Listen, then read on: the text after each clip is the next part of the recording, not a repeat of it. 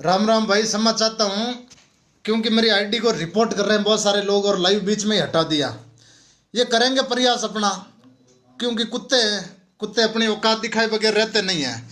मैं जो बात कर रहा था कि जो बाड़मेर लव जिहाद का मामला है, उस लव जिहाद के मामले को लेकर मुझे दोबारा लाइव आना पड़ा है, क्योंकि रिपोर्ट कर रहे हैं, रिपोर्ट कर करके काट रहे हैं, कोई नहीं कट रहा है। आवाज़ को कितनी दबाओगे दबेगी नहीं, ये हिंदुओं की आवाज़ है। तो दोस्तों मैं बता रहा हूँ, सबसे पहले लव जिहाद के बारे में बता। आप शेयर मत करना, शेयर करोगे फिर बीच में कट जाएगा, अपन बाद में कर देंगे। अगर आपको सही बात लगे तो इसको डाउनलोड करके अपने पेज पे अपलोड कर देना, क्योंकि मेरे पेज पे तो फिर ये रिपोर्ट करके इस लाइव को उड़ा देंगे। तो दोस्तों मैं बात कर रहा हूँ कि हरिराम जी डुड्डी, जो ये लव जिहाद का मामला हुआ, इसकी पूरी विस्तृत और एकदम संक्षिप्त के अंदर आपको पूरी जानकारी दे रहा हूं कि इन लोगों ने कैसे धोखा किया था। तो मित्रों, हरिराम जी डुड्डी जो अपने हमारे जोधपुर जिले के हैं और पिपाड़ तहसील, पिपाड़ के पास में एक गांव है कागल, और कागल गांव के निवासी है हरिराम जी डुड्डी। और पिछले 40-45 साल से बीकानेर के अंदर ही रह रहे हैं। बीकानेर के अंदर इनकी जमीनें हैं, वहीं पे इनके बच्चों ने जन्म लिया। 40-45 साल हो गए। तो इनका बेटा है जो सत्यनारायण जी, वो भी वहीं पे पला बड़ा और हुआ, और वहां पे इनकी शादी वहीं हुई, बच्चे हुए। लेकिन इन जब बच्चे बड़े हो जाते हैं ना, तो सत्यनारायण जी की भी कुछ तो गलतियां रही होगी कि इन्होंने इन कुत्तों को घरों के अंदर क्यों डाला था, घर के अंदर डाल दिया। अब ये जो मियाँ है मुनिया, ये मुनिया है ना, इसको भाई बनाया था हरिराम जी की बहू ने, और रक्षा का सूत्र बांध के सोचा था ये तो मेरा भाई है। लेकिन उस दिन ये नहीं सोचा था कि ये कुत्ता एक दिन मेरी लाडो को लेके चला जाएगा, इसकी नीयत खराब हो जाएगी। ये जो रक्षा का सूत्र बांधते हो ना आप, जिस हमारे हाथ के बंद हो गए, तो हमारे धर्म के अंदर है, हिंदू धर्म के अंदर, कि हम लोग उसकी रक्षा करते हैं, हम उसकी सुरक्षा करते हैं। हमारा इतिहास देख लो, महाराजा सूरजमल से लेकर आज दिन तक के इतिहास के अंदर पहली बार किसी जाट की बेटी को कोई ये कुत्ता लेके गया है। मैं नाम लूंगा तो फिर मुकदमा दर्ज करवाएंगे कि ये देखो सांप्रदायिक बात कर रहा है, और ये साले कुत्ते डाडी ये हमारे ऊपर मुकदमे दर्ज कराए, हमें कोई फर्क नहीं पड़ता है। हमने पाला इनको, हमारे पूर्वजों ने पाला, और ये लोग आज हमारी बेटी को लेकर चले गए। मैं तो उन तमाम राजस्थान के डाडी समाज से कहना चाहता हूं, या तो आप लोग इकट्ठे हो जाओ और इस मुनिये कुत्ते को समझा दो कि भाई तूने जाटों से गलत पंगा लिया है।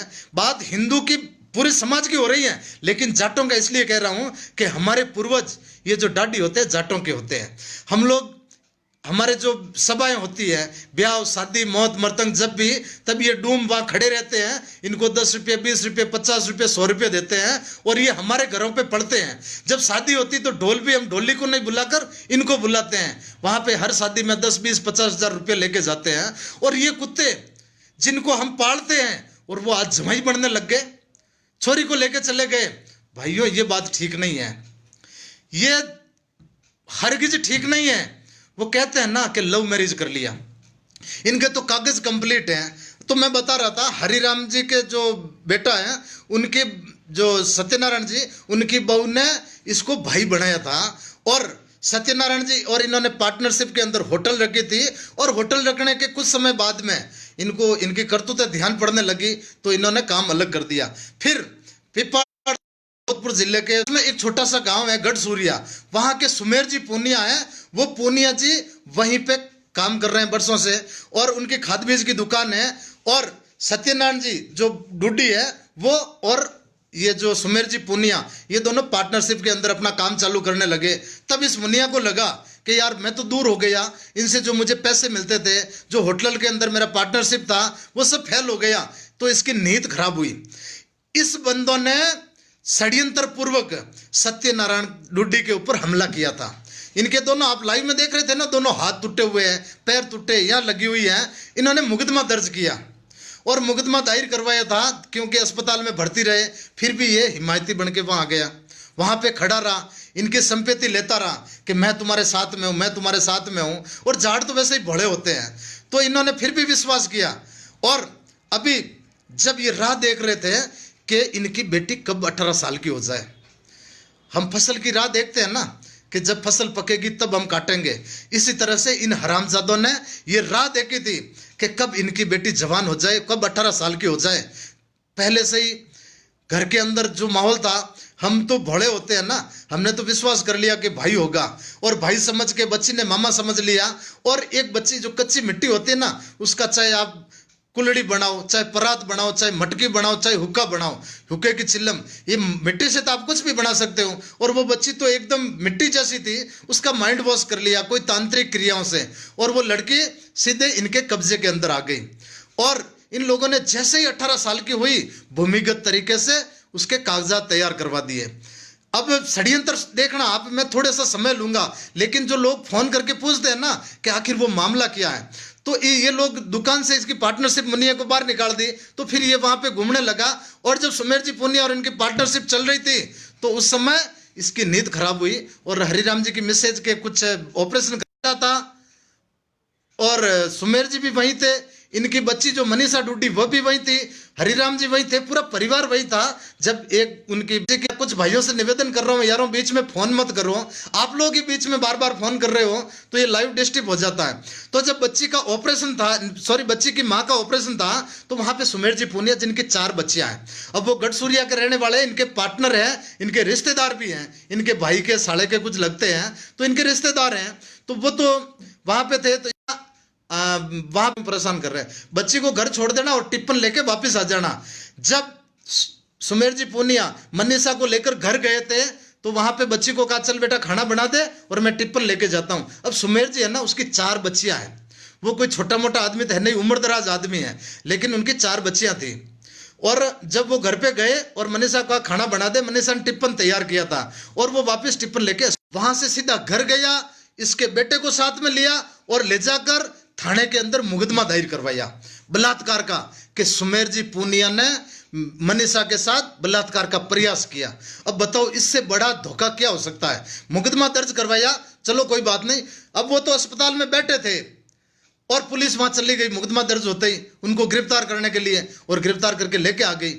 जब उनके दादाजी गए, उनके परिवार वाले गए, उधर तो एक बहू हॉस्पिटल में भर्ती है, और इधर पति और ससुर जाके बेटी के हाथ पैर जोड़ रहे कि बेटी तूने ये क्या कर दिया मनीषा।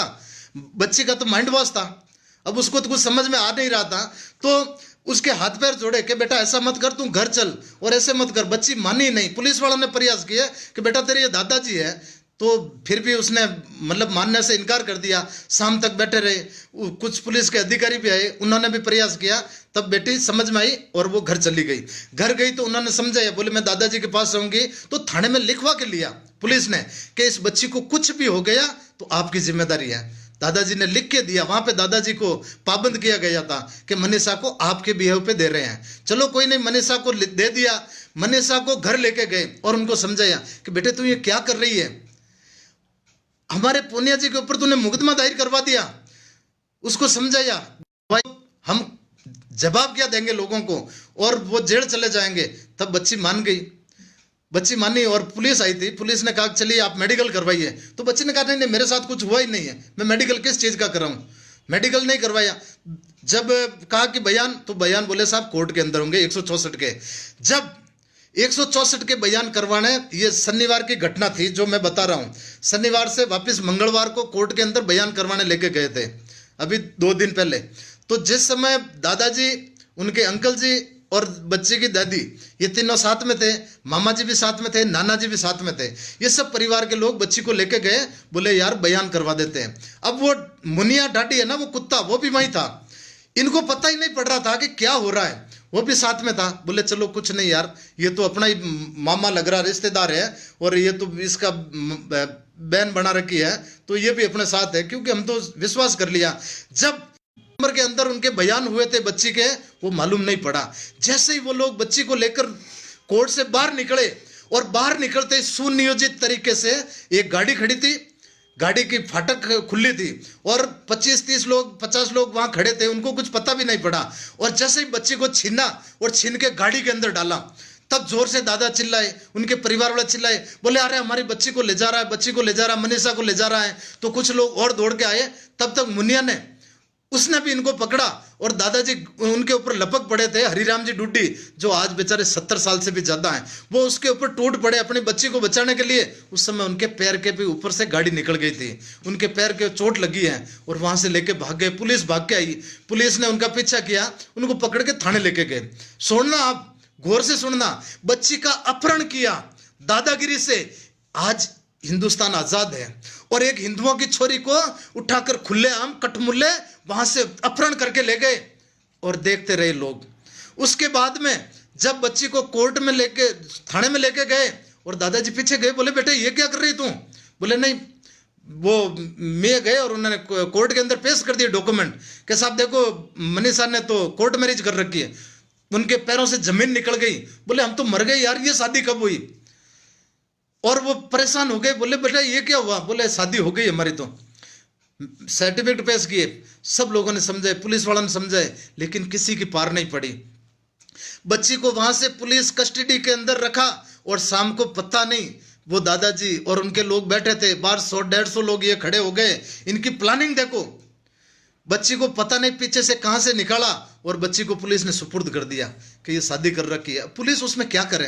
आप पुलिस को गाली देते हो ना, ये हमारा लॉ है, संविधान है।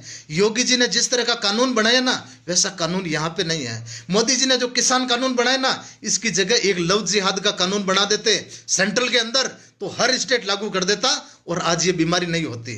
कुछ लोग कहते हैं कि यार हनुमान बेनीवाल नहीं बोल रहा इतने दिनों से, तो उन लोगों से कह देना चाहता हूं कि भाई तुम अपना जितनी मुंह है ना उतनी बात करो, अपनी औकात से बाहर बात मत करो। हनुमान बेनीवाल क्या करेगा क्या नहीं करेगा तुम अपने सोचो। जिस दिन आप लोगों ने, सब लोगों ने तय किया है, हरिराम जी के परिवार ने फिर तय किया था कि हम तो मर जाएंगे, हम जी के भला क्या करेंगे। हमारा तो जो बेटी थी वो चली गई, हमारा जो रिश्तेदार था उसको 376 में फंसा दिया। फिर हाँ सोचना, कल हम लोग भी गए थे और ये लोग जब एसपी साहब के पास गए थे, वहां पे डीसीपी, वो जो जोधपुर पहले डीसीपी प्रीति चंद्रा जी बहुत ऑनेस्ट लेडी है, किसान की बेटी है और पूर्व सैनिक की बेटी है। मैं तो सैल्यूट करता हूं उनकी कार्यशैली को। लेकिन कल एक प्रतिनिधि मंडल, सरपंच साहब भी साथ में थे और आरएलपी के लोग भी थे, कुछ समाज के, अन्य समाजों के लोग भी थे, राजपूत समाज के और कई लोग साथ में थे। एक प्रतिनिधि मंडल गया था और मैडम से बात की। जब मैडम से पूछा कि मैम उनको क्यों फंसा रखा है, उस समय दोस्तों आप सोच नहीं पाओगे, पैरों तले जमीन निकल जाएगी। इस तरह का वो बयान है ना, वो लिफाफे के अंदर कोर्ट से एक कॉपी थाने में आती है और वो बंद लिफाफे में था। उस समय इस तरह सुनियोजित तरीके का, जो मैं आपको फोन के ऊपर बता भी नहीं सकता हूं, बच्ची ने किस तरह के आरोप लगाए, वो आरोप मैं आपको इस सार्वजनिक रूप से बता भी नहीं सकता हूं। इस तरह का षड्यंत्र करा। इनको पता था कि जब हम इस बच्ची को लेके जाएंगे, उस समय ये जो पूनिया है, सुमेर पूनिया इनका पार्टनर है, और जो एक दबंग आदमी है, प्रतिष्ठित आदमी है, ये हमारे बीच में अड़ंगा डालेगा। तो इन्होंने पहले 376 का मुकदमा लगवाकर, अब पुलिस कैसे कर रही है काम वो भी पता नहीं, दबाव के अंदर है या फ्री हैंड है वो समझ में नहीं आ रहा है। जब मेडिकल नहीं हुआ, उसके दादा, उसकी दादी, माँ, बाप, चाचा, चाची, नाना, नानी, मामा, पूरा परिवार रो रो के कह रहा है कि पूनिया जी के साथ में कुछ नहीं हुआ, पूनिया जी ने हमारी बच्ची के साथ कुछ नहीं किया। फिर भी उनको अरेस्ट कर लिया और कह रहे हैं कोर्ट से जमानत होगी। अब मित्रों, आप लोगों से कहना चाहता हूं कि ये जो षड्यंत्र है ना, ये पीछे से अर्ध मुसलमानों को लागू आगे किया है। देखते हैं कि एक जाट की छोरी जो मार्शल कौम अपने आप को कहते हैं ना कि हमारे तो महाराजा सूरजमल, उस समय भी अंग्रेजों का दौर हुआ था, मुगलों का दौर हुआ, लेकिन हमारी बेटी को कभी मुगल भी नहीं ले जा पाए। आज हाथ डाला है एक जाट की बेटी के ऊपर और ये लोग लेके गए, पीछे से पूरी प्लानिंग, षड्यंत्र हुए और उन षड्यंत्रों का खुलासा अब आप इस हिंदू महापंचायत के अंदर आओगे। दोस्तों, आज जो हमारे ये करणी सेना के जो अध्यक्ष हैं मकराना जी, वो लाइव आए हैं, अच्छे लगा हमें।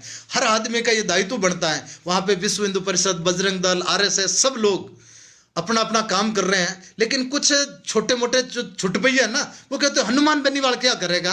अबे फफून, तुम्हें पूछ के करेंगे कि हनुमान जी, उनको जो करना है वो कर लेंगे। 17 तारीख को बता देंगे कि हनुमान बेनीवाल क्या करता है। हनुमान बेनीवाल सर्जिकल स्ट्राइक करता है। वो आज किसानों के लिए लड़ रहे हैं ना, अपना पद का इस्तीफा दे दिया। तुम लोग हनुमान बेनीवाल के बारे में बात मत